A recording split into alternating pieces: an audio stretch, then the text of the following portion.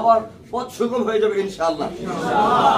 আমাদের সামনে যেই ধাপগুলো রয়েছে, যেই দিকগুলো রয়েছে খুবই গুরুত্বপূর্ণ।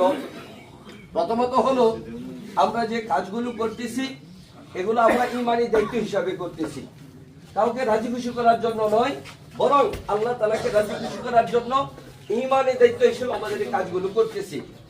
যখন কোনো দ্বীনি কাজ, ঈমানি কাজ, যখন কোনো দ্বীনি কাজ, ঈমানি কাজ আমরা নিয়মতান্ত্রিক সুশৃঙ্খল ভাবে করব, ইনশাআল্লাহ তার মধ্যে সফলতা আসবে ইনশাআল্লাহ। প্রিয় হাজিরিন, একটা সময় ছিল এদেশের মধ্যে ইসলামপন্থী যারা, জামাত ইসলাম, খেলাফতে মজলিস সহ যারা ইসলামের ধারক বাহক, ইসলামের কথা বলে, তারা প্রকাশ্য রাজনীতির কথা বলবে।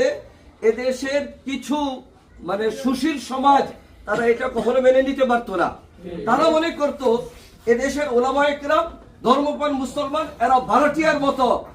এদেশের মধ্যে যারা সন্ত্রাস চাঁদাবাজি করে এরা এদেশের রাজনীতি করবে। আলেম ওলামা, ধর্মপ্রাণ মুসলমান, এরা রাজনীতির অধিকার রাখে না। একটা সময় ছিল তো আমাদেরকে এমন মনে করতো। কথা এহসান সাহেব আসার সাথে শেষ হয়ে যাবে, তো যেই কথাটা তাদেরকে আমাদের জানাতে হবে, ভারতবর্ষ স্বাধীনতার সময় এদেশে উলামায়ে কেরামের অবদান, যদি উলামায়ে কেরাম মাহমুদ হাসান দেওবন্দি রহমতুল্লাহ আলাইহি সহ যে সমস্ত কাসেম নানভী রহমতুল্লাহ আলাইহি, রশিদ আহমদ গঙ্গোবী রহমতুল্লাহ আলাইহি, ইসমাইল শহীদ রহমতুল্লাহ আলাইহি, এই সমস্ত উলামায়ে কেরাম যদি ভারতবর্ষে ব্রিটিশ বিরোধী আন্দোলন না করত, তাহলে এই ভারতবর্ষ স্বাধীন হতো না। ব্রিটিশ থেকে যদি ভারতবর্ষ স্বাধীন না হতো, তাহলে পরবর্তী পাকিস্তান আর বাংলাদেশ এটা স্বপ্ন দেখা যাইতো না। কাজে আমরা এদেশের মধ্যে উলামায়ে কেরাম, ধর্মপ্রাণ মুসলমান, এদেশে আমরা ভাড়াটিয়া নই। আমরা আমাদের অধিকারের ভিত্তিতে, আমরা আমাদের ন্যায্য অধিকারের ভিত্তিতে আমরা এদেশে বসবাস করি।